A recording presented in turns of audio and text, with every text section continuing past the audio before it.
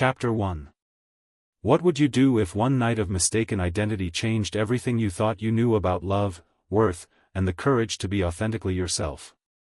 Picture this: it's 3 in the morning, and Kara Brooks sits hunched over her GED study materials in the sterile glow of fluorescent office lights. Her fingers trace multiplication tables while exhaustion weighs heavily on her shoulders. The cleaning cart beside her holds the tools of her night job, one of 3 jobs that barely keep her and 8-year-old Jazz afloat. But in this quiet moment, surrounded by the towering glass offices of downtown's elite, she dares to dream of something more. She dreams of becoming a teacher, of giving her daughter a life where dreams aren't luxuries they can't afford. 6 hours later, that same building transforms into something magical. Crystal chandeliers cast warm golden light over silk gowns and diamond jewelry. The city's most powerful gather for an exclusive charity gala, their laughter echoing off marble floors that Kara scrubbed just hours before. Among them stands Gabriel Hughes, heir to a tech empire, devastatingly handsome, and utterly empty despite having everything society says should make him happy. He moves through the crowd with practiced ease, his smile perfect and meaningless, his conversations choreographed by years of social obligation. But tonight, fate has other plans. When Kara discovers an elegant gown hanging forgotten in an empty office, a dress meant for Mrs. Helena O'Neill, who couldn't attend due to illness, she makes a choice that will shatter both their carefully constructed worlds. Slipping into borrowed elegance, she steps onto the terrace for what should be just one glimpse of a life she'll never know. The moment their eyes meet across that crowded terrace, everything changes. Gabe sees a woman standing at the railing, genuinely enchanted by city lights that he's looked at 1,000 times without truly seeing. There's something different about her, the way she touches the stone balustrade with wonder, how her smile reaches her eyes when she looks at the world spread below. She doesn't perform her sophistication, she simply is. And for the first time in years, Gabriel Hughes feels his heart skip a beat. Kara turns, catching sight of this man approaching with intent, and feels her breath catch. He's beautiful, yes, but more than that, when he looks at her, really looks at her, she feels seen in a way that terrifies and thrills her. His presence fills the space between them with electric possibility, and suddenly the borrowed gown feels less like a costume and more like armor for a battle she never knew she wanted to fight. "The view never gets old," he says, his voice warm and surprisingly genuine. "I imagine it would be easy to take for granted," she replies honestly, then immediately worries she said something wrong. But instead of judgment, she sees appreciation in his dark eyes. "Most people do," he admits, moving closer. "I'm Gabriel. And you are?" Her heart hammers against her ribs. This is the moment where she should confess, should explain that she doesn't belong here. Instead, she hears herself say, "Helena. Helena O'Neill." The lie tastes bitter on her tongue, but the way his face lights up makes her forget everything except this moment, this man, this impossible connection sparking between them like live wire touching water. Neither knows that this moment, this single breath of time where a working-class mother and a lonely billionaire find each other across the divide of different worlds, will challenge everything they believe about love, worth, and the courage to be authentically themselves. Neither knows that what starts as deception will become the most honest relationship either has ever known. Neither knows that before this story ends, they'll both have to choose between the safety of expectations and the terrifying beauty of real love. Have you ever felt like you were living in 2 different worlds? Share in the comments below. I read every single one, and your stories inspire these passionate journeys of the heart. If you haven't already, hit that subscribe button and join our Dear Love Diaries family. Your special place in this community of heartfelt stories is waiting for you. These passionate journeys of souls connecting against all odds have brought together thousands of beautiful hearts just like yours.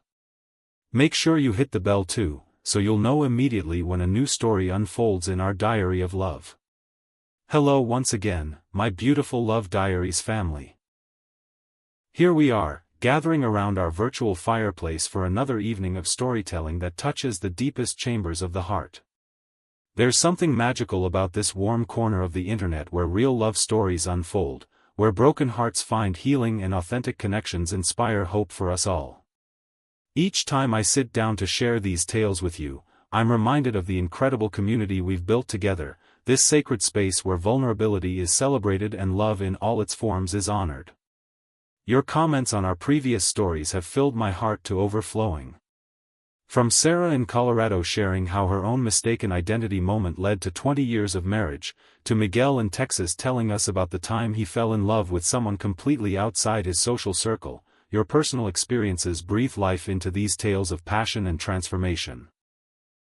You remind me daily why these stories matter, why authentic love deserves to be celebrated, why we all need reminders that extraordinary love can bloom in the most unexpected soil. Today's story is especially close to my heart because it explores something we've all felt at one time or another, that sense of not quite belonging, of feeling caught between who we are and who we think we're supposed to be. It's about two souls who find each other across the supposed divide of different worlds, only to discover that the deepest connections transcend any external circumstances. I'm curious, where in this beautiful world are you watching from today? Whether you're in a bustling city or a quiet village, whether you're curled up at home with a cup of tea or taking a break from work, drop your location in the comments below. There's something magical about knowing our Love Diary family spans the globe, all connected by our belief in authentic, passionate love. This story will take you through moments of breathless attraction that ignite like sparks in dry timber. You'll witness the vulnerable revelation of two hearts learning to trust despite their fears. You'll experience the heart-wrenching conflict that comes when truth threatens to destroy what love has built. And ultimately, you'll celebrate the triumphant resolution when two people choose authenticity over safety, real love over comfortable expectations. We'll explore themes that touch the very core of human experience, the courage to believe you're worthy of extraordinary love, the power of being truly seen for who you are, and the beautiful transformation that happens when we stop apologizing for our circumstances and start celebrating our authentic selves. So pour yourself something warm, settle into your favorite spot, and prepare to witness a love story that reminds us all. Your heart knows no social boundaries, authentic connection transcends any external circumstances, and sometimes the most beautiful love stories begin with the courage to be vulnerably, honestly, completely yourself. Let's begin. At 4:30 in the morning, most of the world sleeps peacefully, but Kara Brooks has been awake for an hour, moving through her modest apartment with the quiet efficiency of someone who's learned to accomplish miracles with limited time. The harsh buzz of her alarm never gets easier, but the sight of 8-year-old Jazz sleeping peacefully in the bed they share makes every sacrifice worthwhile. She pauses in the doorway, watching her daughter's face in the soft glow of the streetlight filtering through their thin curtains. Jazz looks so much younger when she sleeps, free from the premature wisdom that comes from understanding why mama works so much, why they can't afford the things other kids take for granted.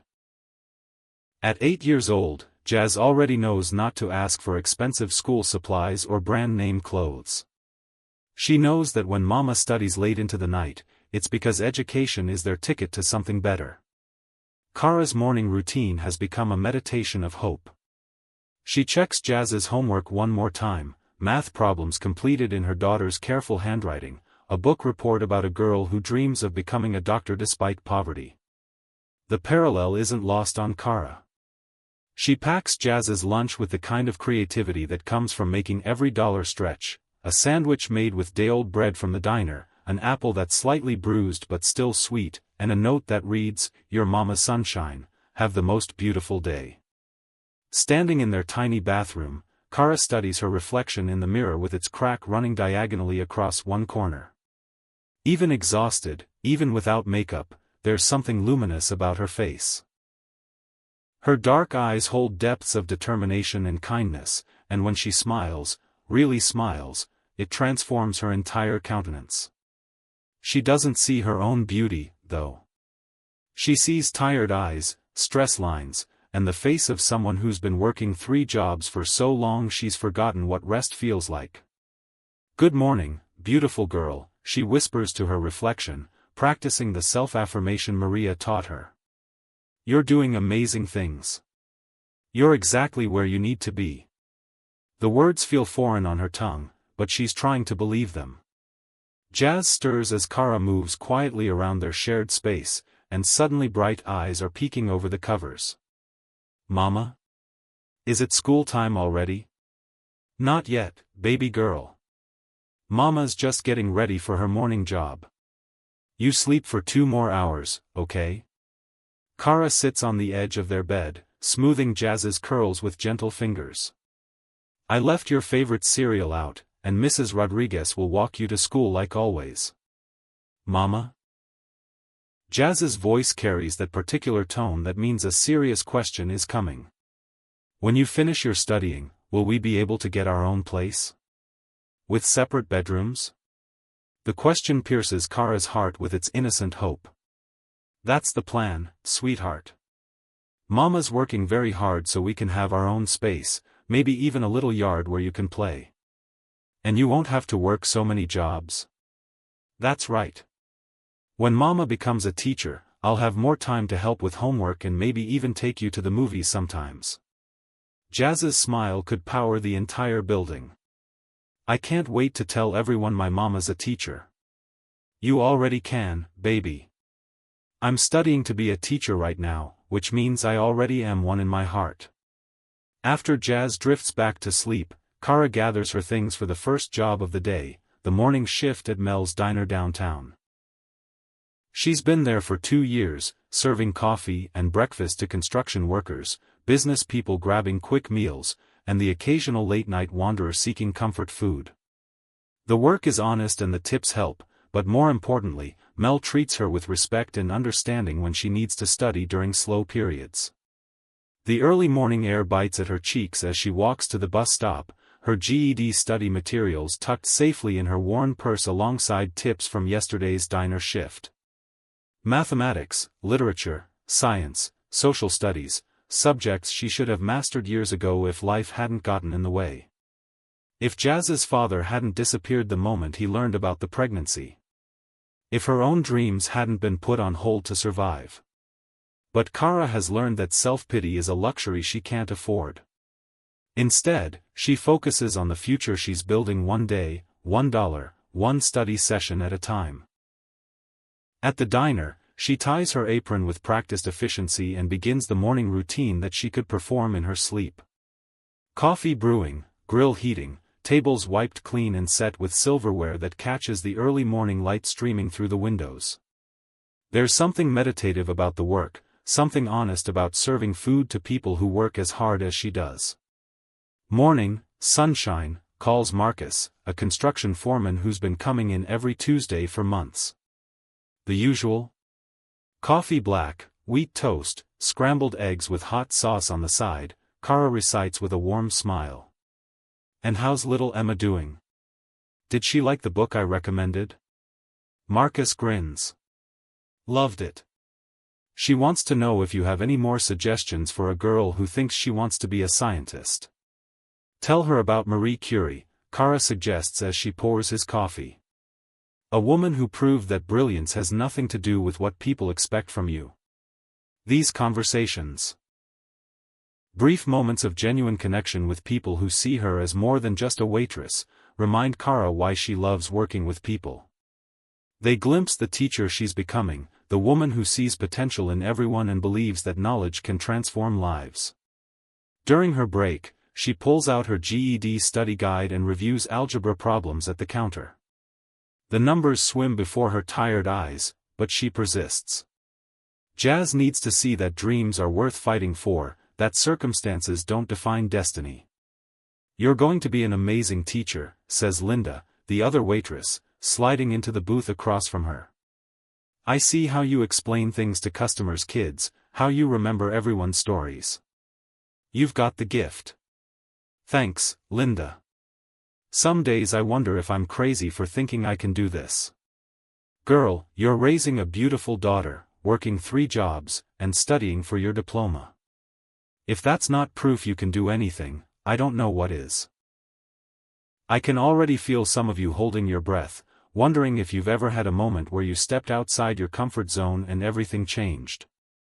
Maybe it wasn't a borrowed gown, but we've all had those moments where we surprised ourselves with our own courage. Tell me about yours in the comments. What moment made you realize you were braver than you thought?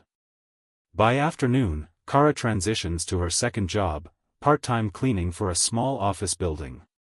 It's quiet work that allows her to listen to educational podcasts while she vacuums and dusts.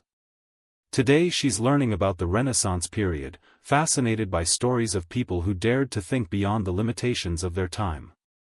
The irony isn't lost on her that she's learning about history while cleaning the offices of people who make history in their corporate boardrooms.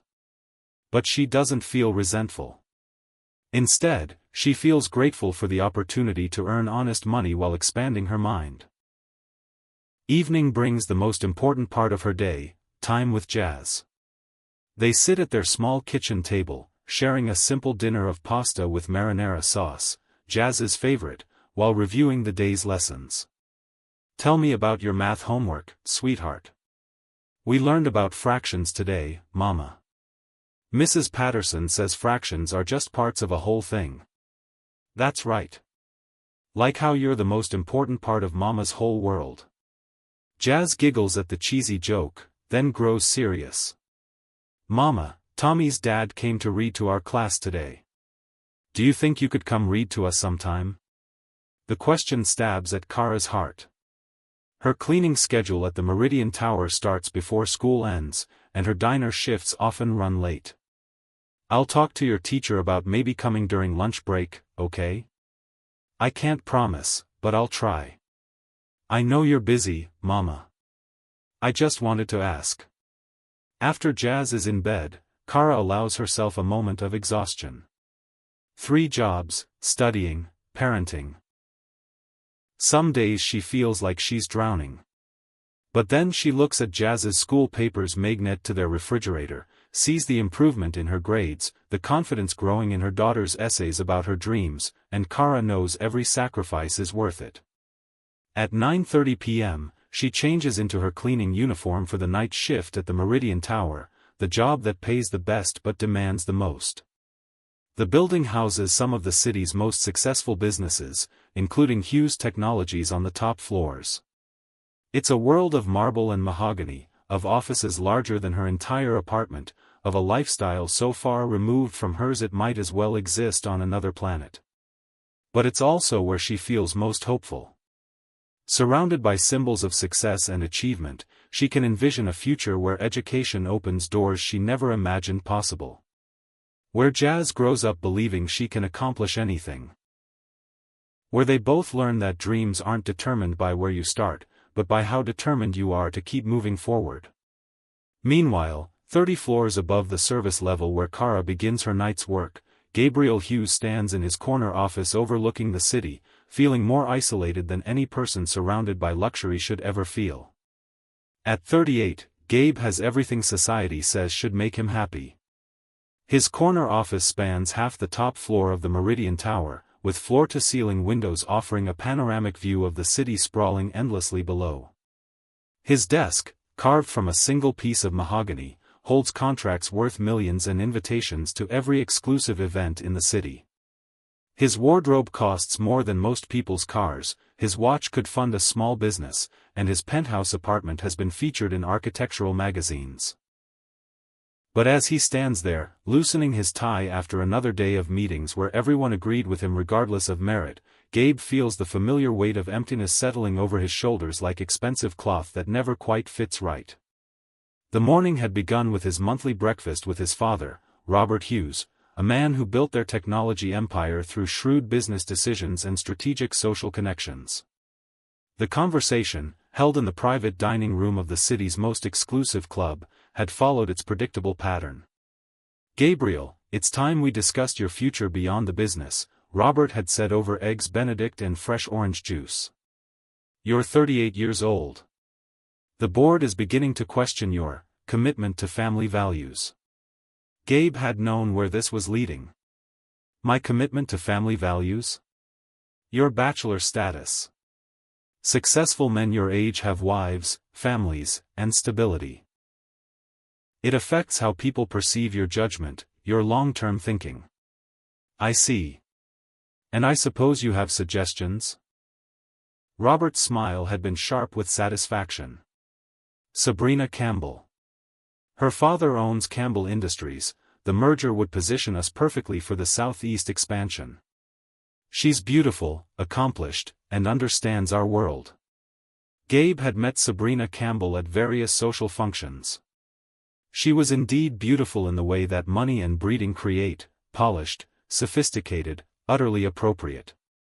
She was also one of the most boring people he'd ever encountered, with opinions that seemed focus grouped for maximum social acceptability. And if I'm not interested in Sabrina Campbell? Then you'll find someone equally suitable. This isn't about romance, Gabriel. This is about legacy, about positioning the company for the next generation. The conversation had left Gabe feeling like a commodity being prepared for market, valued only for his usefulness in advancing business interests. It was a feeling he'd grown accustomed to, but that didn't make it any less suffocating. His afternoon had been filled with meetings where his every word was treated as gospel, where grown men and women nodded enthusiastically at ideas they probably hadn't even processed. Being surrounded by yes-men was like slowly suffocating on agreement that felt completely hollow. Mr. Hughes, your instincts on the Morrison account were absolutely brilliant, his marketing director had gushed. The Jakarta expansion timeline you proposed is genius, added his operations manager. Gabe had wanted to suggest something completely ridiculous just to see if anyone would dare disagree, but he'd learned years ago that authentic feedback was a luxury his position couldn't afford. Only Aidan Wallace, his business partner and closest friend, dared to challenge him anymore. Their late afternoon conversation had been brutally honest, as always. "You're going through the motions, Gabe," Aidan had said, sprawling in the leather chair across from Gabe's desk. "When's the last time anything surprised you? When did you last have a conversation that wasn't about business or social obligations?" "I have conversations. Performative conversations. Scripted interactions with people who want something from you. When did you last talk to someone who didn't know your net worth before they knew your name?" The question had haunted Gabe through the rest of the afternoon. When had he last felt genuinely surprised by another person?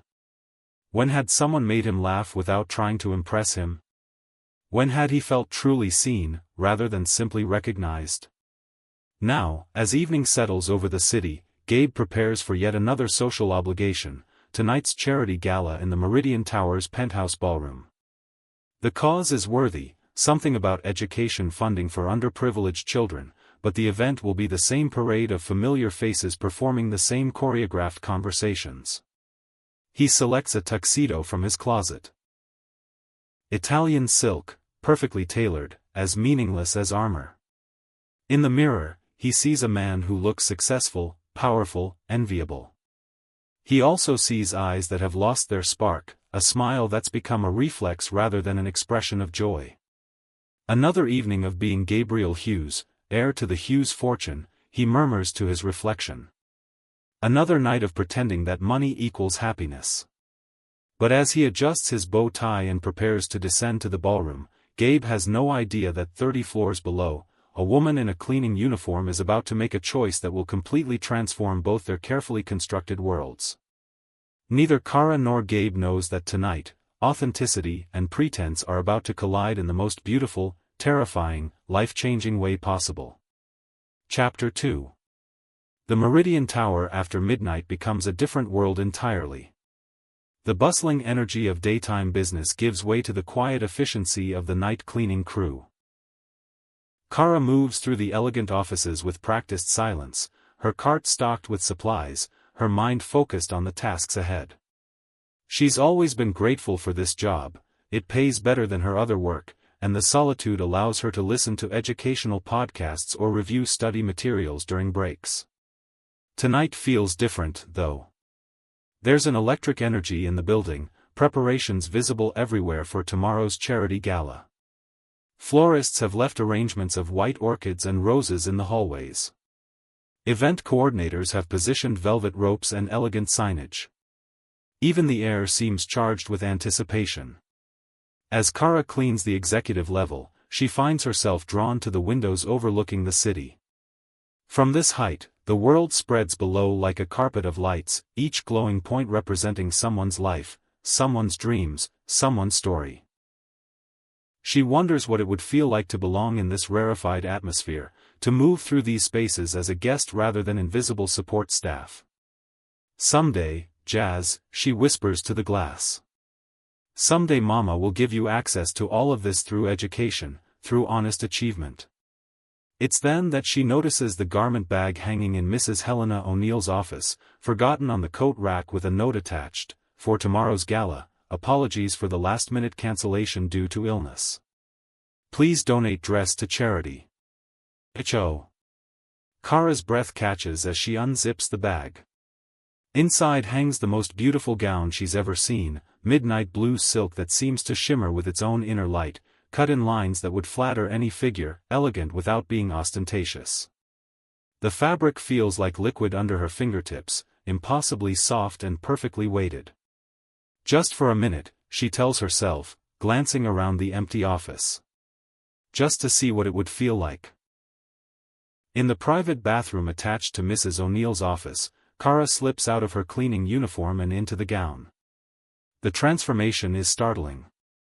The dress fits as if it were made for her, the color bringing out the warm undertones of her skin and making her dark eyes luminous. She loosens her hair from its practical ponytail, letting her natural curls frame her face. The woman looking back at her from the mirror could belong in any ballroom, any boardroom, any world she chose to enter. For just a moment, Kara allows herself to imagine what it would feel like to move through life with this kind of confidence, to wear beauty and elegance as naturally as she wears determination and hope. "You look like a queen, Mija." Kara spins, heart hammering, to find Maria Rojas standing in the doorway. Her best friend and fellow cleaner takes in the transformation with wide eyes and a slowly spreading smile. "Maria. You scared me half to death. I found this dress and you look absolutely stunning." Maria steps into the bathroom, shaking her head in amazement. "Kara, you have to see yourself. You look like you were born to wear silk and diamonds. It's just a dress. I should take it off and get back to work." "Wait." Maria's hand on her arm stops her from reaching for the zipper. "The gala starts in an hour. Most of the guests are already arriving downstairs. So you're wearing a gown that belonged to someone who can't attend. You look more elegant than any of those society women ever could. And you deserve to see what it feels like, just for one night, to be in a world that appreciates you."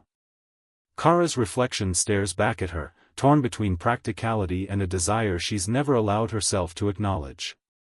"Maria, I can't just crash a charity gala. I don't belong there." "Says who?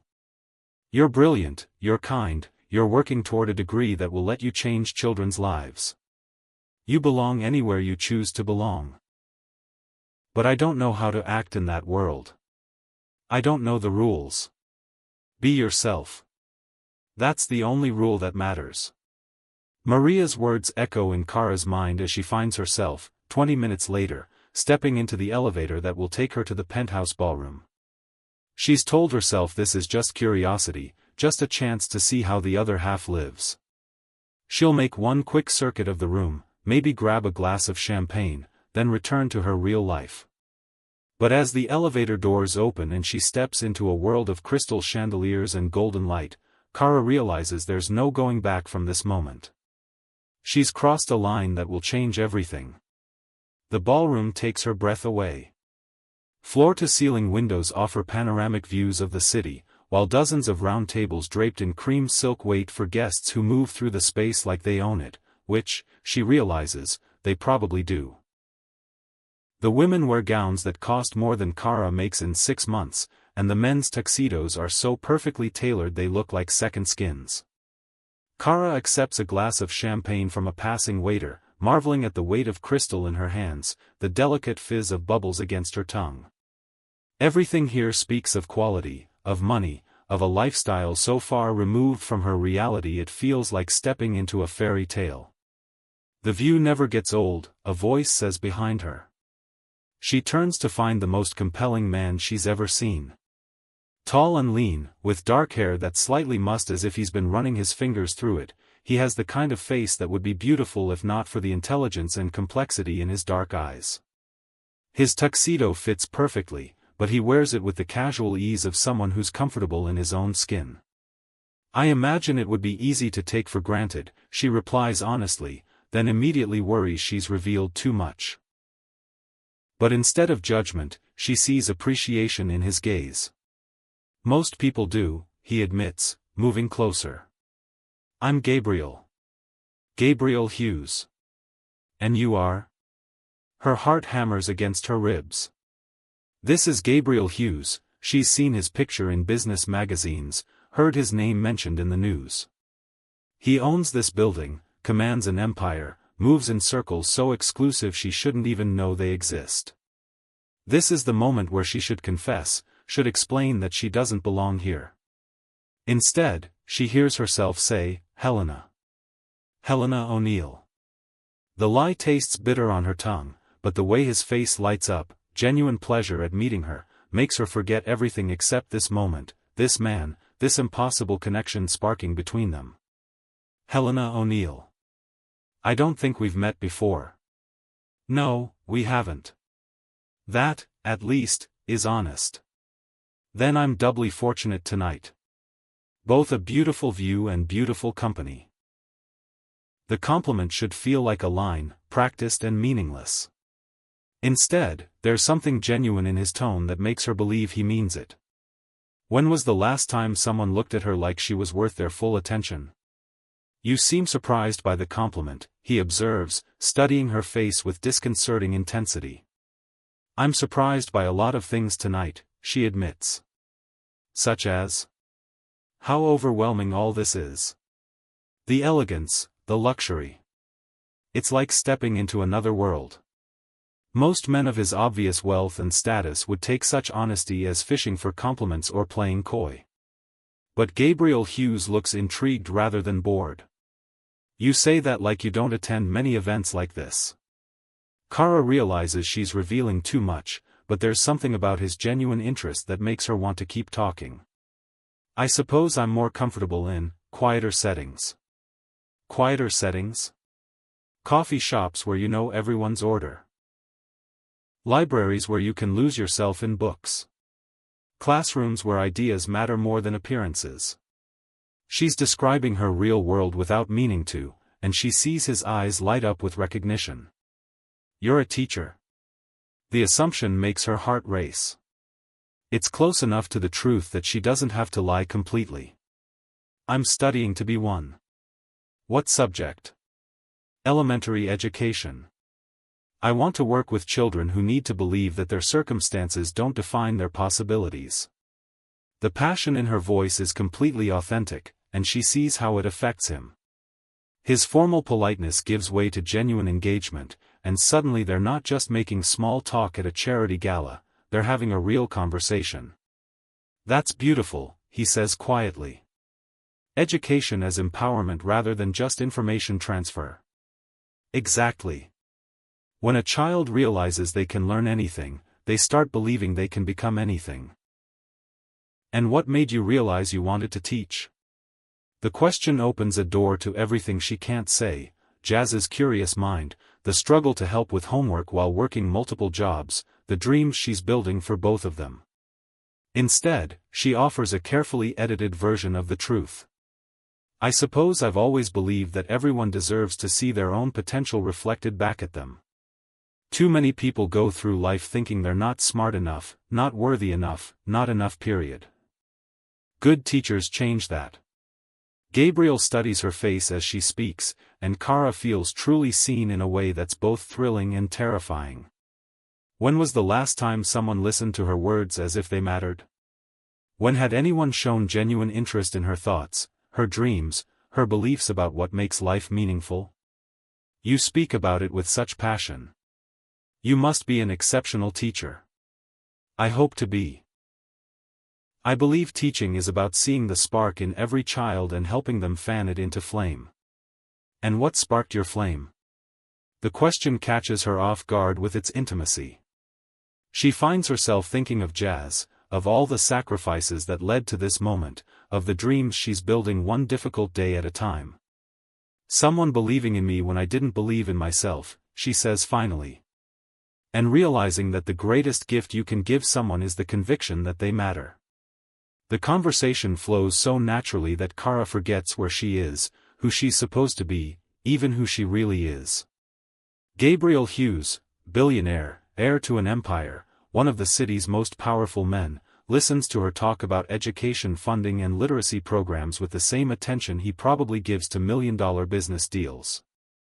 "Would you like to step outside?" he asks eventually. The terrace is quieter. We could continue this conversation without shouting over the crowd. Every rational part of her mind screams that this is dangerous, that she's in too deep already. But when he offers his arm and guides her toward the French doors leading to the private terrace, Kara finds herself following. The terrace overlooks the entire city, and the view takes her breath away. This is the world she cleans and dreams about, spread out below them like a promise of possibilities. The night air is cool against her skin, and she's grateful when Gabriel notices her slight shiver and offers his jacket. "Better?" he asks, settling the expensive fabric around her shoulders. The gesture is casual, automatic courtesy, but Kara feels the warmth of his hands through the fabric and realizes how long it's been since anyone took care of her, even in small ways. "Much better. Thank you. So tell me, Helena O'Neill, what does an aspiring teacher do when she's not changing children's lives?" The question should terrify her. How can she possibly explain working 3 jobs, sharing a studio apartment with her daughter, studying for her GED at kitchen tables and bus stops? Instead, she finds herself sharing carefully edited truths. "I read voraciously. Everything from educational theory to poetry. I believe teachers need to be lifelong learners if they want to inspire learning in others." "What are you reading now?" Paulo Freire's Pedagogy of the Oppressed. Heavy material, but it's changed how I think about education as a tool for social transformation. Gabriel's eyebrows rise with genuine surprise. That's not exactly light reading. The best books never are. Freire writes about how true education doesn't just deposit information in students' minds, it engages them as critical thinkers who can transform their world. "You really believe education can change everything?" "I have to believe it. Otherwise, what hope do any of us have?" The passion in her voice creates a moment of electric silence between them. Kara realizes she's revealed more of her real self than she intended, but instead of judgment, she sees admiration in Gabriel's eyes. "You're not what I expected," he says quietly. "What did you expect?" "Someone more polished. More concerned with appearances than ideas. Most of the women I meet at these events want to discuss fashion or social politics, not educational philosophy. Maybe you've been meeting the wrong women." "Maybe I have." The way he looks at her when he says it makes Kara's heart skip several beats. There's an intensity in his gaze that suggests they're no longer talking about education or social expectations. They're talking about something much more dangerous, much more real. "Tell me about you," she says, trying to deflect attention from herself. "What's it like running a technology empire?" "Lonely," he answers so quickly it surprises them both. Then, as if realizing how much he's revealed, he gives a self-deprecating laugh. "That's not the answer you were expecting. It's honest. I appreciate honesty." "Do you?" "Most people prefer comfortable lies. Comfortable lies don't teach you anything. They don't help you grow." Gabriel studies her face in the soft light filtering from the ballroom. "You really mean that?" "I really do." "What makes it lonely?" He's quiet for a long moment, and Kara wonders if she's pushed too far. But then he begins to speak, his voice carrying a vulnerability she suspects few people ever hear.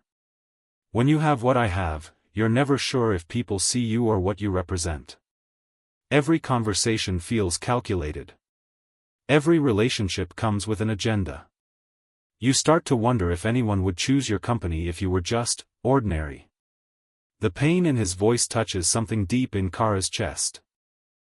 Here's a man who has everything society says should make him happy, and yet he's describing the same hunger for authentic connection that keeps her awake at night.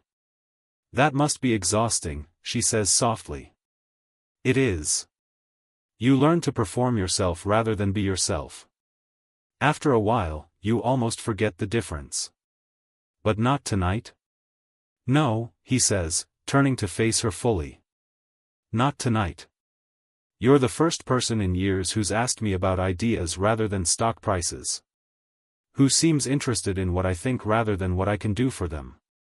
Kara's heart clenches with guilt. She's deceiving him about everything, her identity, her background, her reason for being here. Yet the conversation feels more honest than any she's had in months. Maybe that says more about the people you've been meeting than about you, she suggests. Or maybe it says something about you. The intensity in his voice makes her breath catch. They're standing closer now, close enough that she can see the flecks of gold in his dark eyes, close enough to catch the subtle scent of his cologne mixing with the night air. Helena, he says quietly, and the false name on his lips sends a stab of pain through her chest. Yes? I'd like to see you again. Would you have dinner with me tomorrow night? Somewhere quiet where we can continue this conversation? Every rational part of her mind screams that this is impossible, that she's in too deep already, that she should end this now before someone gets hurt. But when she looks into his eyes and sees genuine interest, real connection, the first spark of something that feels like possibility she's experienced in years, she finds herself nodding. I'd like that very much. His smile transforms his entire face, and Kara realizes that Gabriel Hughes rarely smiles like this, unrehearsed, unguarded, completely genuine. The rest of the evening passes in a blur of stolen glances and meaningful conversations. Gabriel introduces her to other guests, but his attention never strays far from her. When someone mentions educational reform, he naturally draws Kara into the discussion, clearly valuing her insights. When the conversation turns to art or literature, he asks her opinion with genuine curiosity. For a few magical hours, Kara feels seen, valued, intellectually stimulated in ways she'd forgotten were possible. Gabriel treats her like her thoughts matter, like her presence enhances his evening rather than simply decorating it. But as the gala winds down and she prepares to leave, reality crashes back. Tomorrow she'll have to navigate an actual date while maintaining this impossible deception.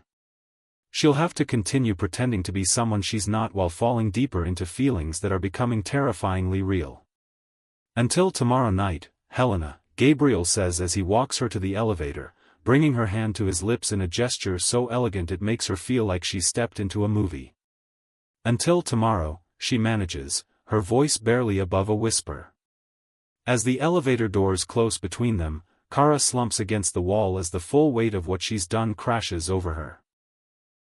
She's agreed to a date with one of the city's most powerful men while pretending to be someone she's not.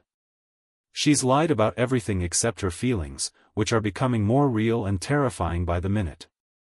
Back in Mrs. O'Neill's office, she changes out of the gown with trembling hands, carefully hanging it back in the garment bag. In the bathroom mirror, her reflection looks exactly like what she is, a woman in a cleaning uniform who's just made the most reckless decision of her life. But as she gathers her supplies and returns to work, Kara can't bring herself to regret the evening. For a few hours, she experienced what it felt like to be seen, valued, genuinely appreciated for her mind and her heart. Gabriel Hughes looked at her like she mattered, listened to her like her thoughts were worth hearing.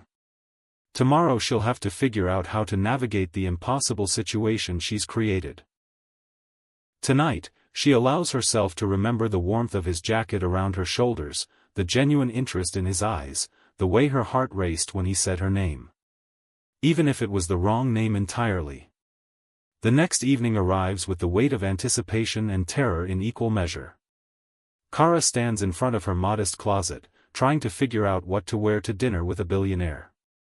Her options are painfully limited: work clothes, casual pieces appropriate for her budget, and one black dress she bought for Jazz's school award ceremony. Jazz watches from their shared bed, homework spread around her like a protective barrier of normalcy. "Mama, you look nervous," she observes with the perceptiveness that sometimes startles Kara. "Are you going somewhere special?" "Just dinner with a friend." "A friend or a boyfriend?" The question catches Kara off guard. At 8 years old, Jazz has never seen her mother date anyone, never known Kara to put her own happiness ahead of their shared responsibilities. A friend who happens to be a man. "And you're too young to be asking such grown-up questions. Mrs. Rodriguez says you deserve to have someone special who makes you happy." "Mrs. Rodriguez talks too much," Kara says with a smile. But she's not wrong. Everyone deserves happiness. Even you, Mama. The simple statement, delivered with all the wisdom an 8-year-old can muster, brings tears to Kara's eyes. "Even me, baby girl." She settles on the black dress, simple but elegant, appropriate for a nice restaurant without trying too hard. Her hands shake slightly as she applies makeup, braids her hair into a sophisticated style. In the mirror, she sees a woman trying to bridge two worlds that seem impossibly far apart. The restaurant Gabriel chose feels like stepping into another universe. Intimate without being pretentious, elegant without being intimidating. When she gives the hostess the name O'Neill Reservation, her heart hammers against her ribs. Gabriel is already waiting, and when he sees her, his face lights up with the same unguarded pleasure from the night before. He stands to greet her, taking her hands in welcome. "Helena," he says, and she tries not to flinch at the false name. "You look lovely." "Thank you. This place is beautiful. I hoped you'd like it. It's one of my favorites, excellent food, but quiet enough for real conversation." As the evening unfolds, Kara finds herself drawn deeper into the impossible situation she's created. Gabriel is nothing like the cold businessman she expected. He's warm, genuinely curious about her thoughts, quick to laugh at her observations. He asks about her studies, her dreams of teaching, her beliefs about education's power to transform lives. "You talked about seeing potential in people," he says over their main course. "Tell me what that looks like in practice." "It's about meeting people where they are instead of where you think they should be," Kara explains, speaking from her heart about experiences with struggling readers at the community center. A child who can't read isn't broken, they just haven't found the right key to unlock their understanding yet. And as a teacher, you provide that key? Sometimes. More often, you help them discover they had the key all along. They just needed someone to believe they were capable of using it. Gabriel listens with an intensity that makes her feel like her words matter, like her perspective brings value to his understanding of the world. It's intoxicating and terrifying in equal measure. "What about you?" she asks, desperate to deflect attention from herself. "What drives your passion for technology?" "Honestly, I've been going through the motions for years. Building wealth, managing investments, expanding market share, but last night, talking to you about education as transformation, I remembered why I got into tech in the first place." Which was the belief that technology could democratize opportunity. That we could build platforms that give everyone access to knowledge, regardless of their economic circumstances or geographic location. The passion in his voice surprises her. This isn't the detached executive she'd imagined, but someone genuinely excited about using his resources for meaningful change. That sounds incredible. What would something like that look like? As Gabriel describes adaptive learning platforms and virtual tutoring accessible regardless of income, Kara sees a side of him that probably never makes it into business magazines. His eyes light up when he discusses innovation for social good. His hands move expressively as he describes possibilities for bridging educational gaps. "You really care about this," she observes. "I'm starting to, thanks to you. You said something last night about everyone deserving to see their potential reflected back at them. I can't stop thinking about how technology could do that on a massive scale. The irony is almost unbearable. Here he is, inspired by her authentic passion for education, while she sits across from him living a complete lie about who she is. "Tell me about your family," Gabriel says as their dessert arrives, and Kara's heart stops. This is the question she's been dreading. "It's complicated," she says carefully. "Complicated how?" "My family, we didn't have much when I was growing up. Education wasn't seen as a priority. I suppose that's part of why I'm so passionate about it now. I know what it's like to believe learning is a luxury you can't afford." She's threading carefully between truth and fiction, sharing her real experiences without revealing their full context. "That must have been difficult. What changed your mind about education?" "Becoming responsible for someone else's future." The words slip out before she can stop them, and she sees Gabriel's curiosity deepen. "Someone else?" I have someone in my life whose potential matters more to me than my own comfort." Watching them learn, seeing how their mind works, realizing how much they could accomplish with the right support, it changed everything for me. She's talking about Jazz without saying her daughter's name, and the emotion in her voice is completely authentic. They're lucky to have someone who believes in them so completely. I'm the lucky one. They've taught me more about courage and hope than any book ever could. Gabriel reaches across the table and covers her hand with his, and the simple touch sends electricity up her arm. "You're extraordinary, Helena. The way you talk about teaching, about potential, about seeing value in people, it's beautiful." The praise brings tears to her eyes, partly because it feels so genuine and partly because she's receiving it under false pretenses. When he walks her to her car at the end of the evening, Gabriel's expression grows serious. "I'd like to see you again," he says. "Soon." "I'd like that too. There's an art gallery opening this Saturday. Nothing too formal, just good art and interesting conversation. Would you join me?" Another date. Another opportunity to dig herself deeper into this impossible situation. She should say no, should end this before it goes any further. That sounds wonderful. As she drives home through streets that seem different now, illuminated by possibility and terror in equal measure, Kara realizes she's fallen into something she never intended. What started as curiosity about how the other half lives has become genuine feelings for a man who thinks she's someone else entirely. But as she slips quietly into her apartment, where Jazz sleeps peacefully and Mrs.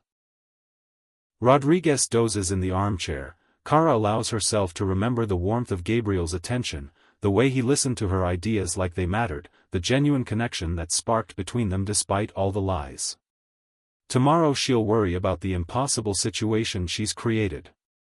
Tonight, she falls asleep remembering what it felt like to be seen, valued, and appreciated for exactly who she is underneath all the pretense. Even if he doesn't know who that really is yet. Chapter 3. Saturday evening finds Kara standing in front of the Whitmore Gallery, her hands trembling slightly as she checks her reflection in the glass doors.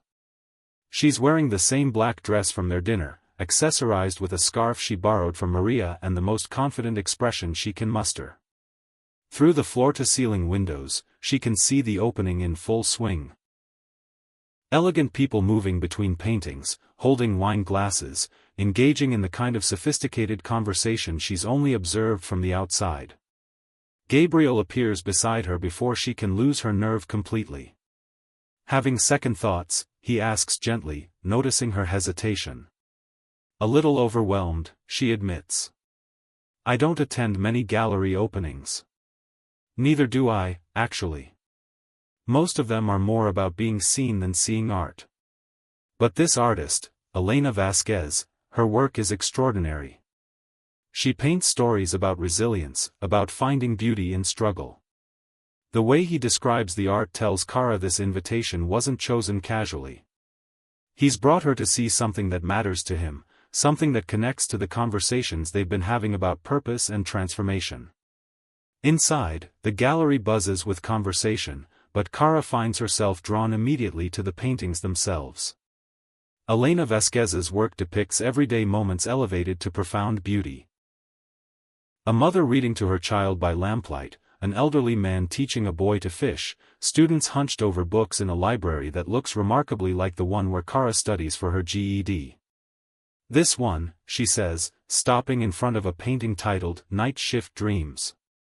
It shows a woman in work clothes sitting at a table covered with textbooks, her face illuminated by determination and hope despite obvious exhaustion. It speaks to you, Gabriel observes, watching her face rather than the painting. She looks like she believes in something beyond her circumstances.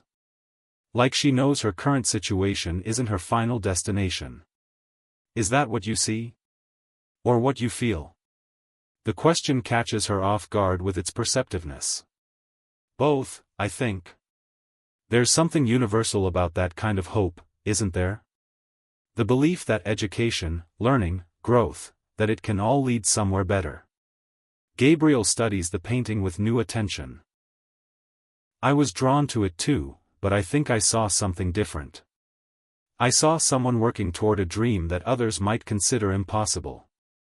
And now? Now I see what you see. Someone who refuses to let circumstances define possibilities. As they move through the gallery, Kara finds herself sharing genuine reactions to the art, forgetting to monitor her responses for class appropriateness. Gabriel listens to her observations with the same focused attention he gave to her thoughts about education, asking questions that deepen rather than challenge her interpretations. You have an incredible eye, he says as they pause in front of a series depicting urban landscapes transformed by small acts of kindness. You see the emotional story behind the visual elements. Art should make you feel something, shouldn't it? If it's just pretty to look at, it's decoration, not art. I've never thought about it that way, but you're absolutely right. Their conversation is interrupted by a woman approaching with confident strides and a smile that doesn't quite reach her eyes. Gabriel. What a delightful surprise. Kara recognizes her immediately from social media photos and business magazine articles, Sabrina Campbell, the woman Gabriel's father expects him to marry. She's stunning in the way that money and breeding create, with perfectly styled blonde hair, designer clothing that probably costs more than Kara makes in a month, and the kind of confidence that comes from never doubting your place in the world. Sabrina, Gabriel says politely, though Kara notices the subtle tension that enters his posture. Helena, I'd like you to meet Sabrina Campbell. Sabrina, this is Helena O'Neill.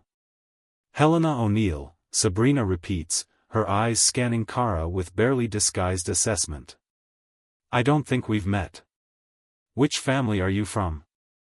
The question is loaded with social landmines Kara can't even identify, let alone navigate. I'm not from one of the prominent families, she says carefully.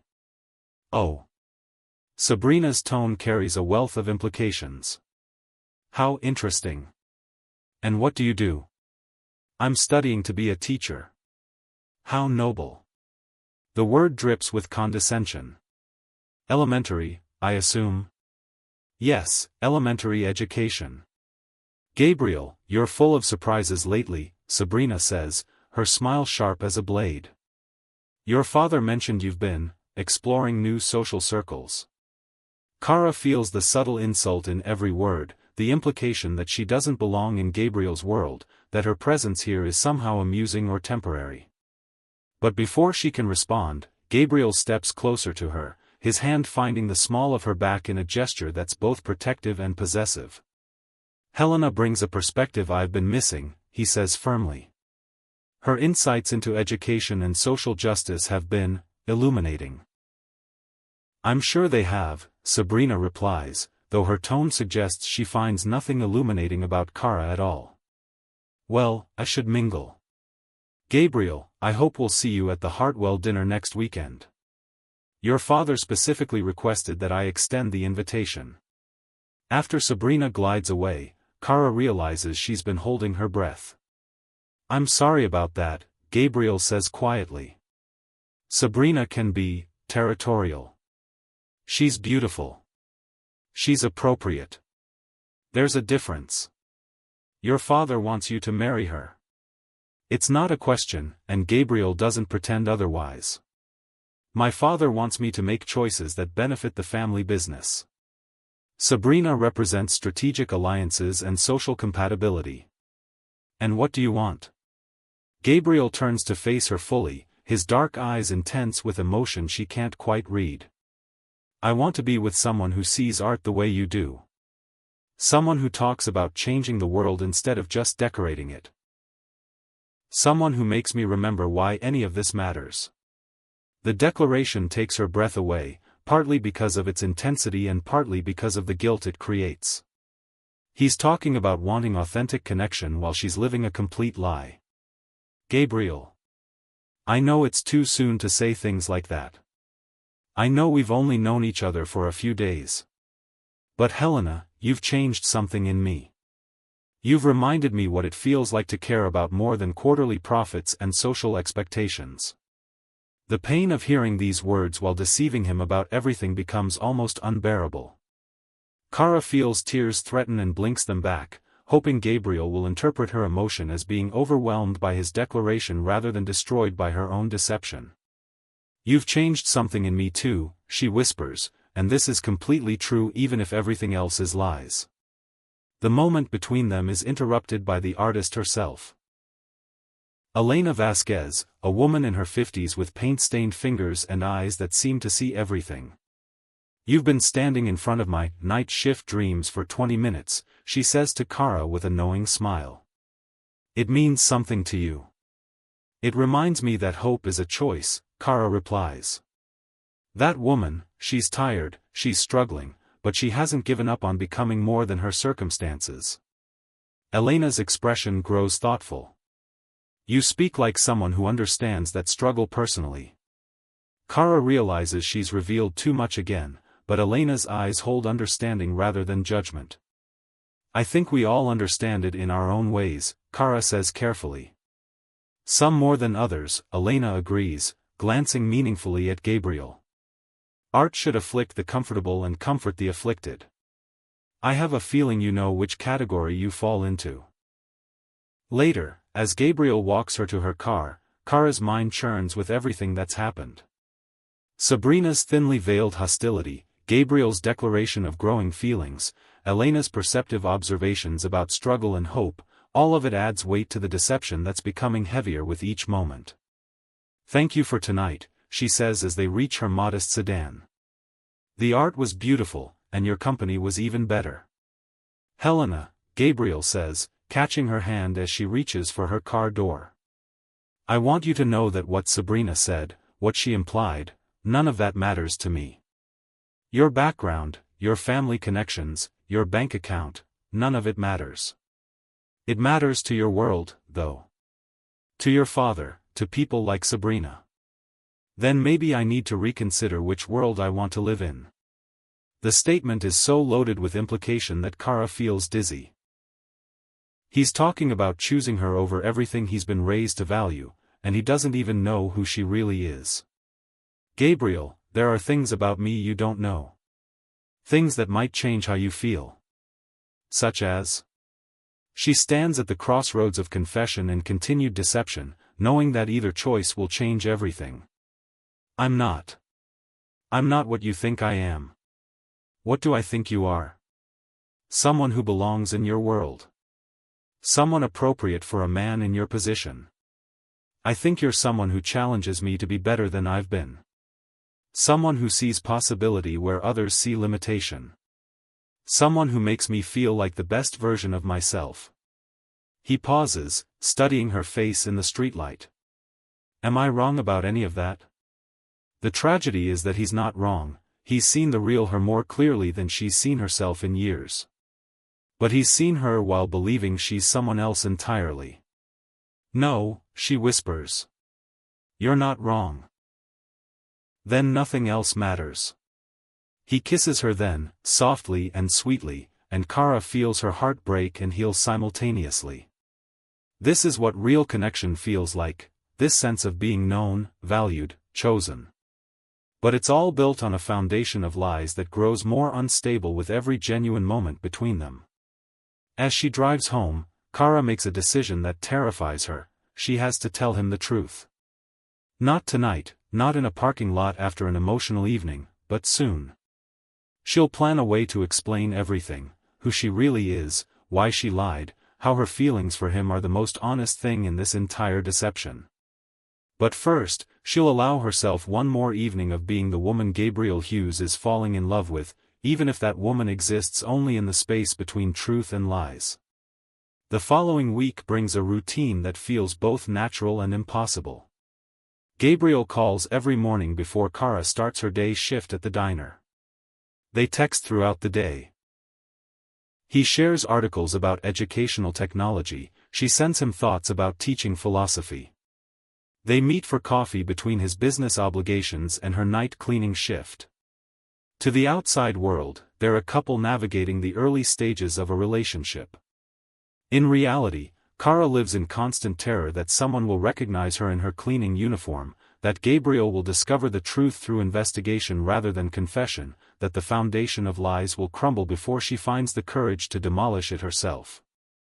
I know some of you are feeling that knot in your stomach right now, when you love someone but fear the truth about yourself isn't enough. Have you ever been in a situation where you had to choose between protecting your heart and being honest about who you really are? Share your story in the comments below. Your courage inspires these tales of authentic love. And if you're not already part of our Dear Love Diaries family, hit that subscribe button so you never miss these passionate journeys of the heart. The crisis comes on a Thursday evening when Gabriel decides to surprise her at her apartment with takeout from her favorite restaurant. Kara's blood turns to ice when her phone rings at 7 p.m. She's supposed to be at the Meridian Tower for her cleaning shift in 30 minutes. Helena, I'm downstairs at your building. I brought dinner. The address she gave him is a high-end apartment complex across town, nowhere near her actual studio apartment. Panic claws at her throat as she realizes the lie is about to unravel in the most humiliating way possible. Gabriel, I'm so sorry, but I'm not home right now. I had an emergency with a friend. Is everything okay? Do you need help? His immediate concern makes her feel even worse. No, everything's fine. It's just, can we rain check dinner? I'm so sorry. Of course. Family comes first. Call me when you can, okay? Kara hangs up the phone and stares at her reflection in the tiny bathroom mirror. She's wearing her cleaning uniform, about to start her night shift in the building where Gabriel works, while he stands outside an apartment building where he believes she lives a completely different life. The weight of the deception finally becomes unbearable. At the Meridian Tower, Kara moves through her cleaning routine mechanically, her mind spinning with plans for confession. She'll ask Gabriel to meet her somewhere neutral, somewhere she can explain everything without the symbols of wealth and status that make their world seem so incompatible. She'll be honest about her feelings, about why she lied, about who she really is beneath all the pretense. But at 11 p.m., as she's emptying trash cans on the 32nd floor, the elevator doors open and Gabriel steps out with Aidan Wallace, clearly having worked late on some important project. Kara freezes like a deer in headlights, her cleaning cart between them, her uniform and hair net making it impossible to mistake her for anything other than what she is, the night cleaning staff. The moment Gabriel sees her, his face goes through a series of expressions: confusion, recognition, shock, and finally, a hurt so profound it takes her breath away. Helena, he says, his voice barely a whisper. Aidan notices the tension immediately. I'll wait for you downstairs, Gabe. The elevator doors close, leaving them alone in the hallway that suddenly feels cavernous and suffocating simultaneously. I can explain, Kara begins, but the words sound pathetic even to her own ears. Can you? Gabriel's voice is carefully controlled, but she can see the pain and anger warring in his eyes. Because I'm having trouble understanding how the woman I've been falling in love with is standing here in a cleaning uniform when she told me 3 hours ago she was dealing with a family emergency. Gabriel, please. What's your real name? The simple question cuts through all her prepared explanations. Kara. Kara Brooks. How long? Since the beginning. Since the gala. Gabriel runs his hands through his hair, pacing the small space between her cart and the office doors. So everything, our entire relationship, has been based on lies. No. The conversations, the connection, my feelings, all of that was real. Your feelings? He laughs bitterly. How can I trust anything you say about your feelings when you've lied about everything else? Kara feels tears start to fall, but she doesn't wipe them away. Because falling for you was the only honest thing I've done since this started. Because lying to you has been killing me every single day. Then why did you keep doing it? Because I was terrified. Because I knew the moment you found out who I really was, this would end. Because I'm nobody special, Gabriel, I'm a single mother who cleans offices to pay rent and studies for her GED at kitchen tables. I'm not Helena O'Neill with her elegant apartment and her sophisticated background. I'm just, me. Just you? Gabriel's voice rises with incredulous anger. The woman who challenged everything I thought I knew about purpose and authenticity? The woman who made me remember why I wanted to use technology to change the world? The woman whose passion for education inspired me to completely rethink my company's direction? You think that's just you? You don't understand. No, you don't understand. He stops pacing and faces her directly. I've been surrounded by people performing their entire lives. I told you how lonely that was, how desperate I was for something real. And you? You gave me the most authentic conversations I've had in years while living a complete lie. The accusation hits her like a physical blow because it's completely fair. She gave him authenticity while wearing a mask, offered him honesty while deceiving him about everything. I never meant for it to go this far, she whispers. How far did you mean for it to go? One evening of pretending to be someone else? One date? When exactly were you planning to tell me the truth?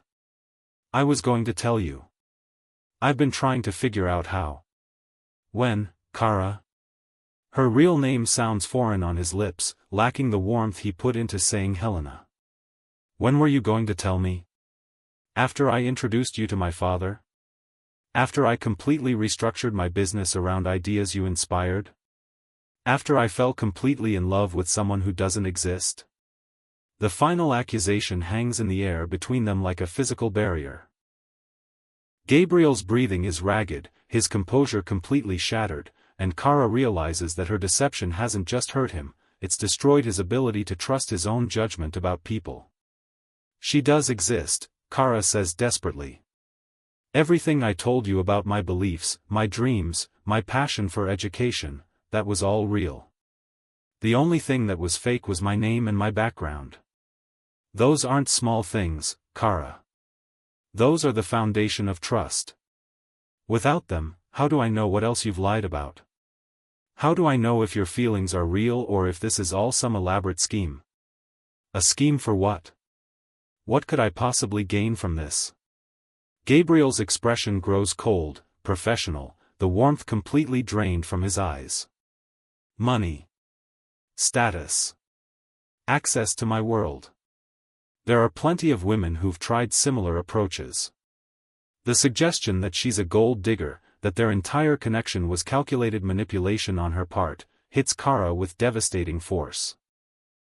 After everything they've shared, all the genuine moments between them, he thinks she's been running a con. Is that really what you think of me? She asks, her voice breaking. I don't know what to think of you. I don't know who you are. I'm the woman who talked to you about education changing lives because I'm working 3 jobs to become a teacher myself. I'm the woman who sees beauty in struggle because I live that struggle every day. I'm the woman who believes everyone deserves authentic love because I've never had it until, she stops herself before admitting she found it with him. Until what? Until nothing. It doesn't matter now. Gabriel studies her face for a long moment, and Kara sees the exact moment when his hurt hardens into something colder and more final. You're right. It doesn't matter now. He walks toward the elevator, then pauses without turning around. For what it's worth, Kara Brooks, the woman I thought I was falling in love with, would have been brave enough to tell me the truth. She would have trusted that authentic connection matters more than social status. But I guess that woman really doesn't exist. The elevator doors close between them, and Kara collapses against her cleaning cart, sobbing with a grief that feels like it might tear her apart. She's lost him, not just Gabriel, but the version of herself that existed in his eyes, the woman who felt worthy of extraordinary love, the future they might have built together if she'd been brave enough to trust in authenticity from the beginning. As she finishes her shift with tears streaming down her face, Kara realizes that the cruelest part of this entire situation is that Gabriel was right about everything. The woman he fell in love with would have been brave enough to tell the truth. And maybe, just maybe, that woman was real after all. She just found her courage too late. Chapter 4. The days following the confrontation pass in a haze of grief and self-recrimination. Kara moves through her routines mechanically, serving coffee at the diner, cleaning offices at the smaller building where she's picked up extra shifts to avoid the Meridian Tower, helping Jazz with homework, but her heart feels hollowed out, scraped clean of the hope she'd been carrying. Jazz notices immediately that something has changed. "Mama, you're sad again," she observes over breakfast, her 8-year-old eyes wise beyond her years. "Just tired, baby girl." "It's different tired. It's the kind of tired that comes from your heart, not your body." Kara marvels at her daughter's perceptiveness even as it breaks her heart. Sometimes grown-ups make mistakes that hurt people they care about. And then they have to live with feeling sad about those mistakes. "Did you say you're sorry?" "I tried to, but sometimes sorry isn't enough to fix what you've broken." Jazz considers this with the seriousness of someone much older. Mrs. Patterson says everyone deserves forgiveness if they're really, truly sorry and they learned something important. Mrs. Patterson is a very smart teacher. Maybe the person you hurt just needs more time to not be mad anymore. If only it were that simple, Kara thinks. But Gabriel's anger wasn't just about the deception, it was about having his fundamental beliefs about authentic connection challenged at the deepest level. She didn't just lie to him, she made him question his ability to recognize truth when he saw it. Maria finds her crying during her break at the diner on Friday afternoon. "Mija, you've been looking like someone died for a week. What happened with your Gabriel?" "He's not my Gabriel. He never was." Kara tells Maria everything, the borrowed gown, the false identity, the growing feelings, the devastating confrontation. When she finishes, Maria is quiet for a long moment. "You fell in love with him." "It doesn't matter. I ruined everything." "Did you? Or did you just make a human mistake that got out of hand?" "I lied to him about everything, Maria. About who I am, where I live, my entire background. But not about your heart. Not about your dreams or your values or the woman you're becoming. He doesn't see it that way. Maybe he will, given time. Maybe he needs to understand why you felt like you had to lie before he can appreciate that everything else was truth." Kara wants to believe Maria's optimism, but the memory of Gabriel's face, the hurt and betrayal and final coldness, makes hope feel impossible. Meanwhile, across town, Gabriel is discovering that righteous anger is much easier to maintain than genuine indifference. He throws himself into work with renewed intensity, but every educational technology proposal reminds him of Kara's passionate discussions about teaching. Every board meeting about corporate social responsibility echoes with her voice talking about using privilege to create opportunities for others. Aiden watches his friend's controlled misery for a week before intervening. "You're in love with her," he says bluntly during their Thursday morning coffee meeting. "I'm in love with someone who doesn't exist." "Is that really what you believe?" Gabriel sets down his cup harder than necessary. "She lied about everything, Aiden. Her name, her background, her entire identity. What about her passion for education? Was that fake?" "No, but..." "What about her insights into social justice, her beliefs about human potential, her ability to see art in ways that challenged your perspective. Was any of that performance? That's not the point. That's exactly the point. You fell in love with her mind, her heart, her way of seeing the world. Those things were completely authentic. Built on a foundation of lies. Aidan leans back in his chair, studying his friend with the familiarity of 20 years. Gabe, what exactly do you think she was trying to gain by deceiving you? Access to my world, my money, my status. Really? Because from what you've told me, she consistently tried to deflect attention from herself. She talked about other people's potential instead of promoting her own interests. She shared ideas that had nothing to do with advancing her position and everything to do with making the world better. Gabriel wants to argue, but Aidan's observations hit uncomfortably close to truth. In all their conversations, Kara, Helena, whoever she was, had never once asked him for anything. She'd never even seemed particularly impressed by his wealth or status. Then why lie? Maybe because she was terrified you'd react exactly the way you did react. Maybe because she believed someone like her couldn't deserve someone like you. Someone like her? A working-class single mother who cleans offices to pay rent while studying for her GED.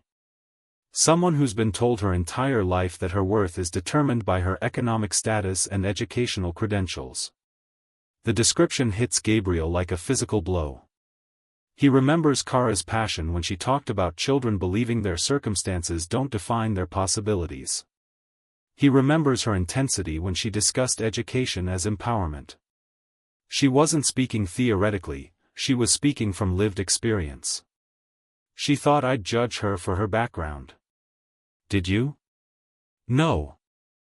I mean, when I found out the truth, I was angry about the deception, not about who she really was. Are you sure? Because your first assumption was that she was running a con for money. That sounds a lot like judging someone based on class assumptions. Gabriel falls silent, forced to confront an uncomfortable truth. When he discovered Kara's real identity, his mind had immediately jumped to mercenary motives rather than considering fear, shame, or the kind of systemic conditioning that tells working-class people they don't deserve extraordinary love. That evening, Gabriel finds himself doing something he hasn't done in years, driving through the city's working-class neighborhoods, trying to understand the world Kara comes from. He passes diners where single mothers serve coffee to construction workers, small apartment buildings where families make do with less, community colleges where people his age study for degrees they should have earned decades earlier. For the first time, he begins to understand the courage it must have taken for Kara to walk into that gala, to sit across from him at expensive restaurants, to move through his world while terrified that someone would realize she didn't belong.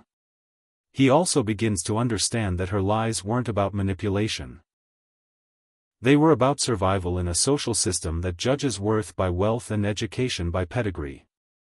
The realization leads him to Mrs. Helena O'Neill's office, where a simple Google search reveals the truth about the gown, the cancelled attendance, the coincidence that started everything. Kara hadn't planned any of this. She'd found herself in an impossible situation and made choices based on fear rather than calculation. On Saturday morning, Gabriel makes a decision that surprises even him. He calls his father and requests a meeting.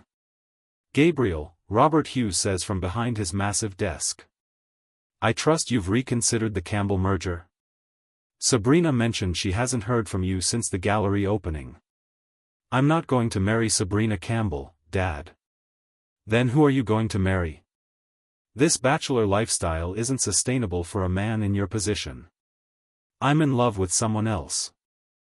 Robert's expression sharpens with interest. This Helena O'Neill woman?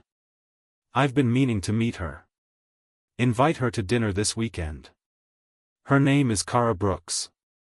She's a single mother who works 3 jobs while studying for her GED. She wants to be a teacher. The silence that follows is deafening.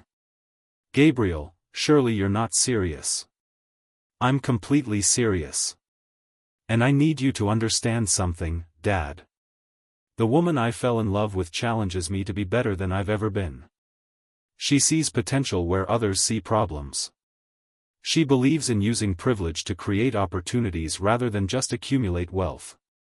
Those are admirable qualities in a charity recipient, not a potential daughter-in-law. Those are the qualities I want in a partner.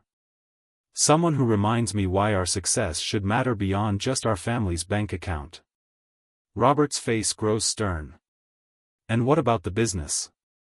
What about your responsibilities to the family legacy? The business will be stronger if it's guided by purpose beyond profit. Kara's insights have already inspired innovations that could transform how we approach corporate responsibility. You're talking about throwing away everything your grandfather built for a woman who lied to you about her identity. I'm talking about building something better than what grandfather built. Something that values authenticity over appropriateness, substance over status. Gabriel stands, straightening his shoulders with new resolve. I'm going to find Kara and ask her to forgive me for judging her instead of understanding her. And if she'll have me, I'm going to build a life with her that honors both our authentic selves. And if I refuse to support this decision?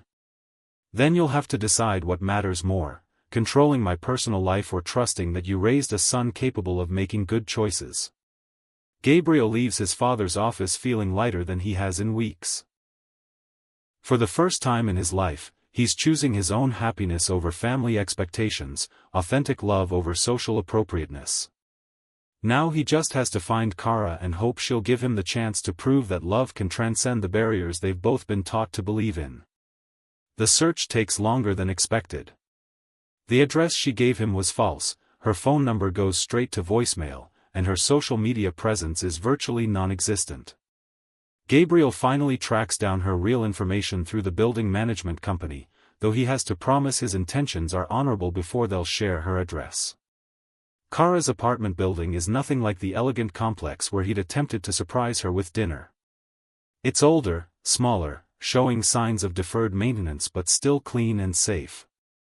Standing outside apartment 3B, Gabriel realizes he has no idea what he's going to say, how to begin apologizing for judgments he didn't even realize he was making. He knocks softly, hoping not to wake anyone if it's too early. The door opens to reveal a little girl with Kara's dark eyes and an expression of polite curiosity. Are you here to see my mama? If your mama is Kara Brooks, then yes. I'm Gabriel. Jazz's face lights up with recognition. You're the man who made mama smile. But then she got really sad and won't tell me why. I made some mistakes that hurt your mama's feelings. I'm here to try to apologize. Mama says everyone deserves forgiveness if they're really sorry and learned something important. Did you learn something important? I learned that I was wrong about a lot of things. And that your mama is the bravest, most incredible woman I've ever met. Jazz considers this with 8-year-old seriousness, then calls over her shoulder, Mama. There's someone here who wants to apologize to you. Kara appears in the doorway, and Gabriel's breath catches. She's wearing simple jeans and a sweater, her hair pulled back in a ponytail, no makeup highlighting her natural beauty. She looks exhausted and weary, but so achingly lovely that Gabriel wonders how he ever convinced himself that appearances mattered more than the light in someone's eyes. Gabriel. Her voice is carefully neutral. What are you doing here? Learning that I'm an idiot who almost lost the best thing that ever happened to him because I was more concerned with being right than being understanding. Jazz looks between them with interest. Are you gonna say you're sorry now? Jazz, go finish your breakfast, Kara says softly. Let Mama talk to Mr. Hughes for a minute. It's Gabriel, Jazz corrects as she skips away. And Mama, he says you're brave and incredible. After Jazz disappears into the kitchen, Kara steps outside and closes the door behind her. You shouldn't be here, Gabriel. I know. I know I have no right to show up at your home after the things I said. But Kara, I need you to know that I was wrong. About everything. You weren't wrong. I lied to you about who I was. You lied about your name and your address.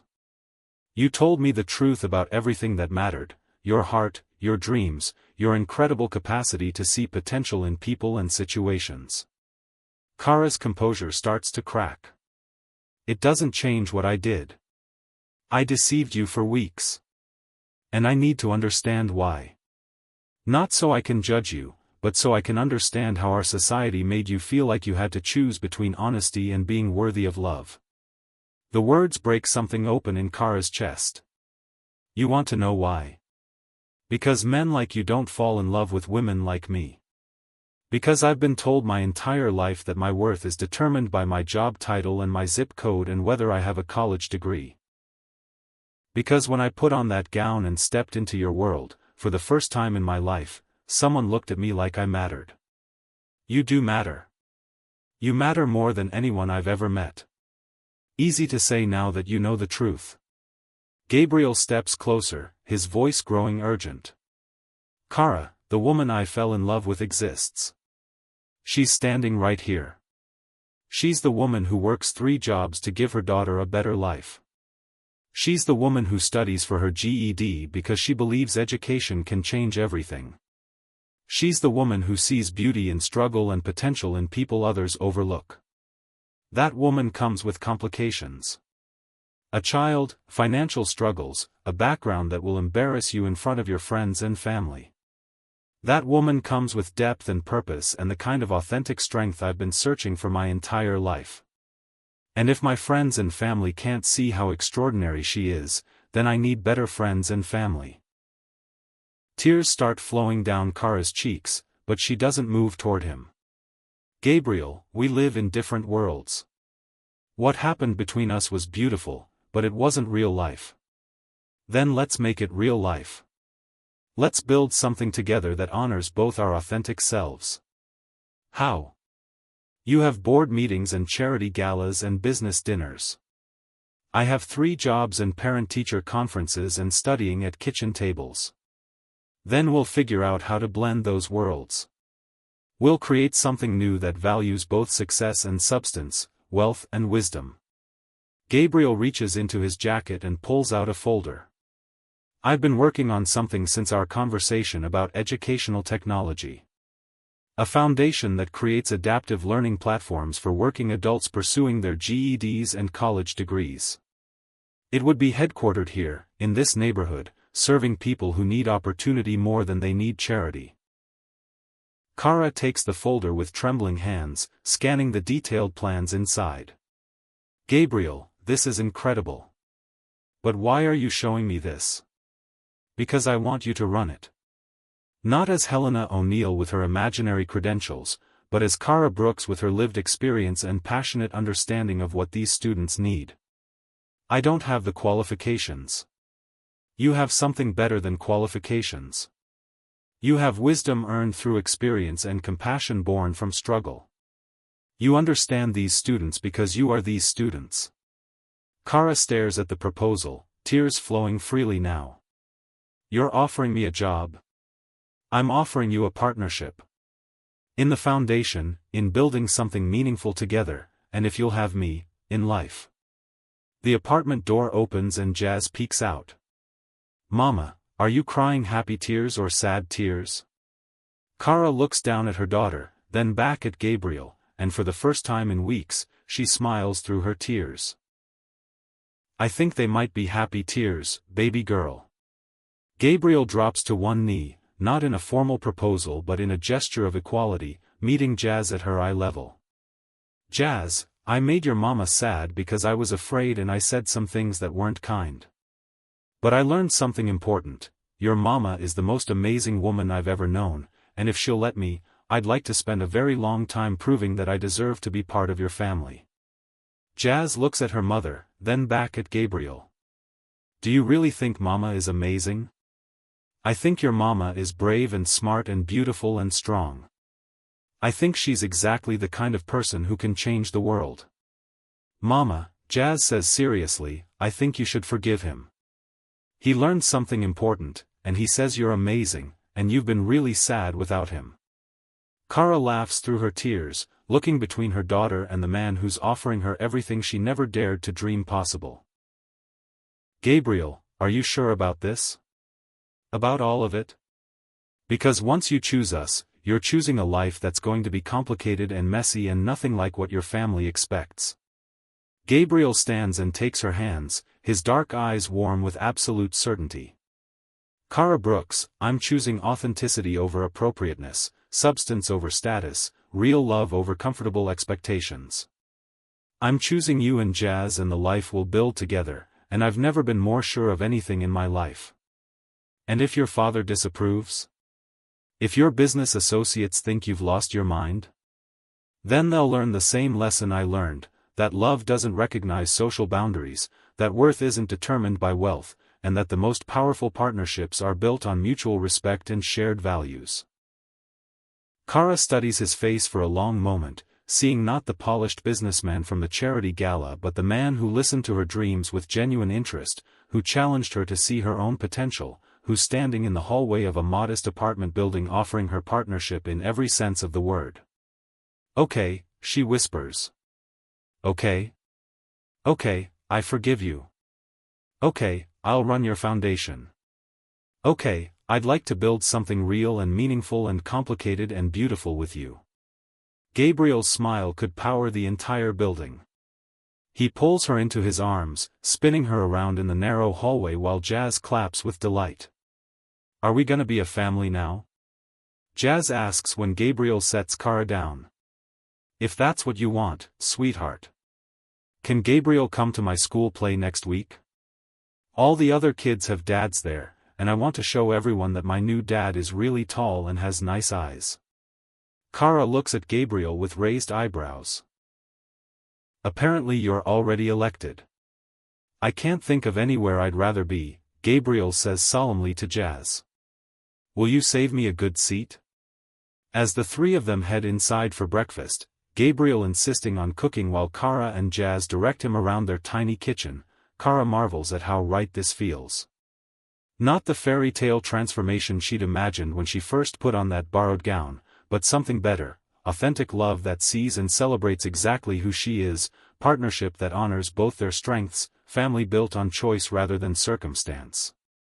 Later that evening, after Jazz has gone to bed and Gabriel has left to pack his things for the move to a neighborhood where he can be part of their daily life rather than a visitor to it, Kara sits at her kitchen table working on her GED studies. But tonight, instead of struggling alone with math problems under harsh fluorescent light, she's planning curriculum for the foundation that will help hundreds of other adults achieve their own educational dreams. Her phone buzzes with a text from Gabriel. Thank you for giving me the chance to choose love over fear. Thank you for teaching me that authenticity is the only foundation worth building on. Thank you for being exactly who you are. Kara texts back, thank you for seeing who I could become before I believed it myself. Thank you for choosing us. Thank you for proving that extraordinary love really can happen to ordinary people.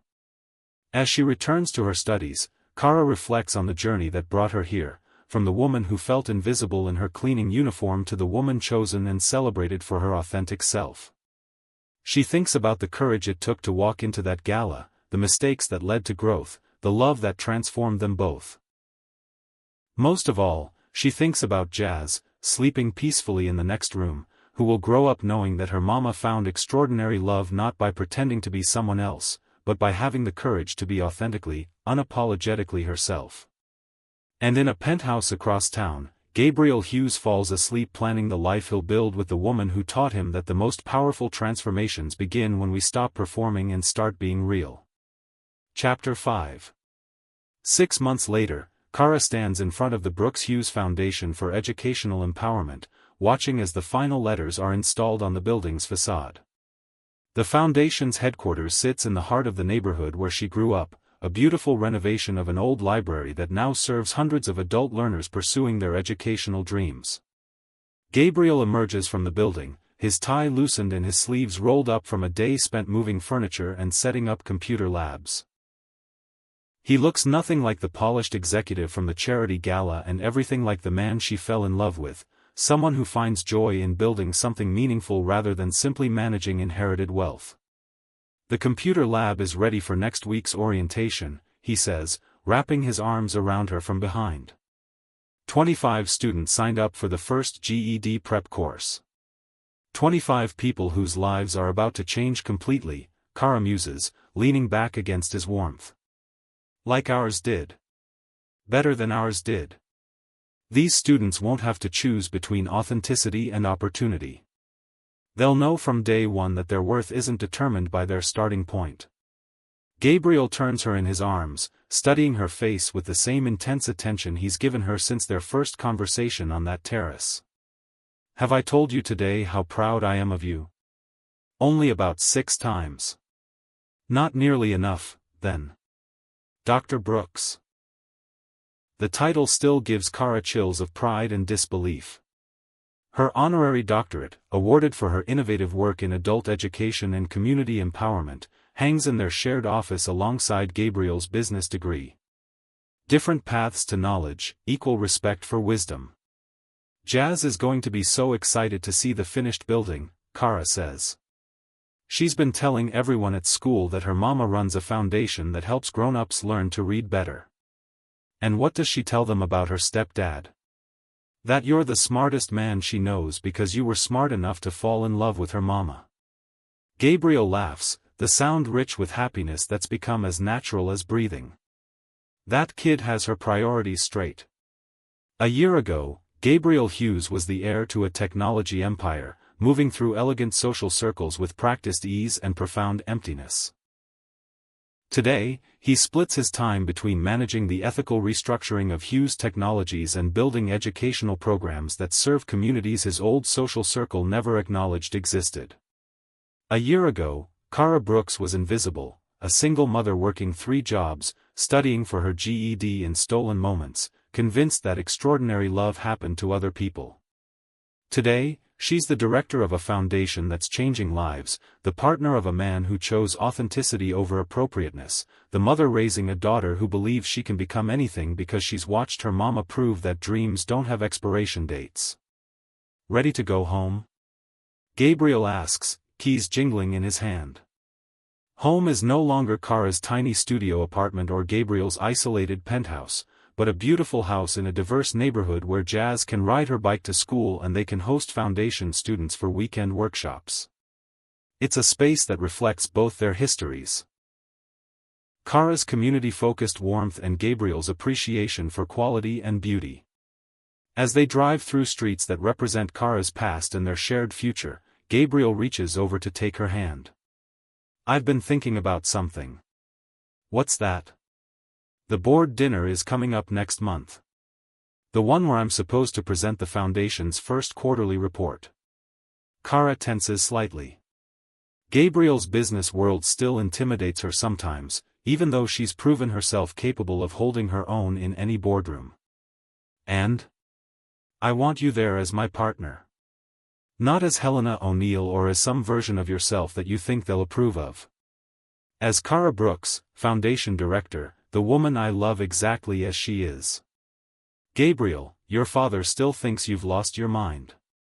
Half your board thinks I'm some kind of gold digger who manipulated you into funding a charity. Then it's time they learned the truth about both of us. Gabriel pulls into their driveway and turns to face her fully. Kara, you've spent the last 6 months proving that vision and determination matter more than pedigree. The foundation is already changing lives.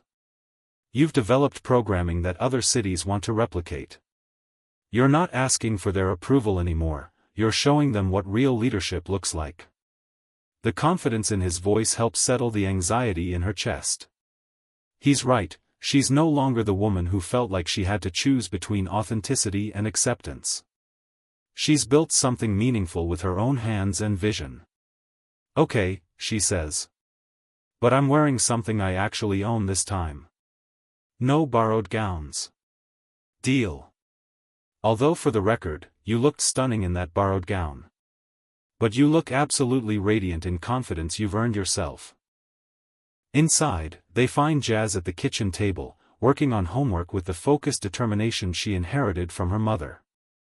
At 9 years old, she's reading at a 6th grade level and plans to be either a teacher like her mama or a businessman like Gabriel. She hasn't decided which would be more helpful for changing the world. How was school, sweetheart? Kara asks, kissing the top of Jazz's head. Good. We're doing a project about heroes, and I picked you, Mama. Me? I'm not a hero, baby girl. Yes, you are. Mrs. Patterson says heroes are people who make the world better even when it's hard.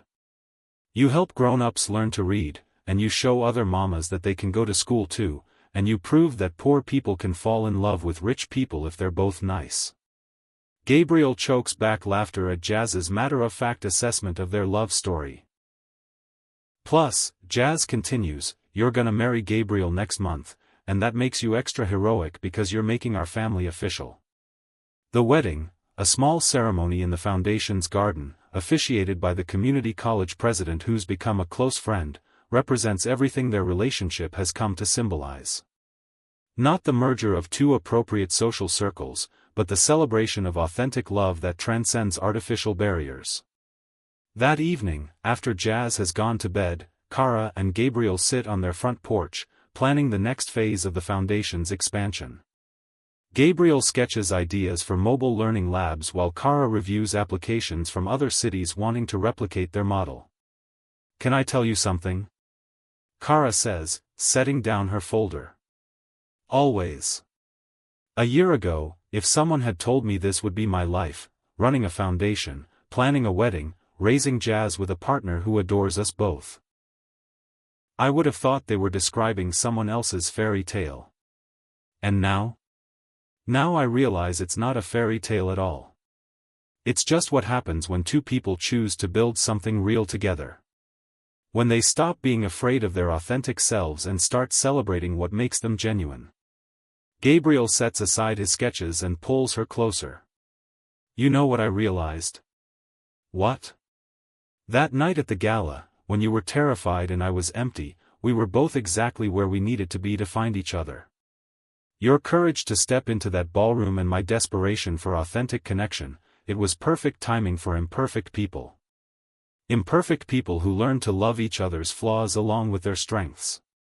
Imperfect people who discovered that real love isn't about finding someone who fits your expectations, but someone who challenges you to exceed them. As they sit together in comfortable silence, watching their neighborhood settle into evening quiet, both Kara and Gabriel reflect on the journey that brought them here. The mistaken identity that led to authentic connection. The deception that taught them both the value of truth. The crisis that forced them to choose love over fear. Most importantly, they think about the future they're building, not just for themselves, but for Jazz, for the students whose lives are being transformed by education, for every person who's been told their worth is determined by circumstances beyond their control. In a few weeks, Kara will walk down an aisle lined with flowers grown in the foundation's community garden, toward a man who chose her authentic self over every expectation his world placed on him. Jazz will be her maid of honor, wearing a dress she picked out herself and a smile that could light up the entire ceremony. Gabriel's father will attend, still somewhat bewildered by his son's choices but unable to argue with the happiness and purpose that radiates from both of them. Sabrina Campbell will send regrets, having found her own authentic love with someone who appreciates her intelligence rather than just her appropriateness. The foundation will continue to grow, changing lives and challenging assumptions about who deserves access to opportunity. Kara will finish her master's degree in education while running programs that serve hundreds of students. Gabriel will transform Hughes Technologies into a company that values social impact alongside profit margins. But tonight, they're simply two people who found extraordinary love by having the courage to be ordinarily, authentically themselves. Two people who learned that the most powerful transformation happens when we stop performing and start living. Two people whose love story began with a lie but was built on the most fundamental truth of all. That every person deserves to be seen, valued, and chosen for exactly who they are. This story of Kara and Gabriel reminds us that the most powerful transformations happen when we stop apologizing for who we are and start celebrating the courage it takes to love authentically. In a world that often tells us we need to be more, have more, or become more to deserve love, their journey shows us that we are enough exactly as we are. Sometimes the most beautiful love stories begin not with perfect people meeting under ideal circumstances, but with flawed human beings choosing to be vulnerable enough to see and be seen completely.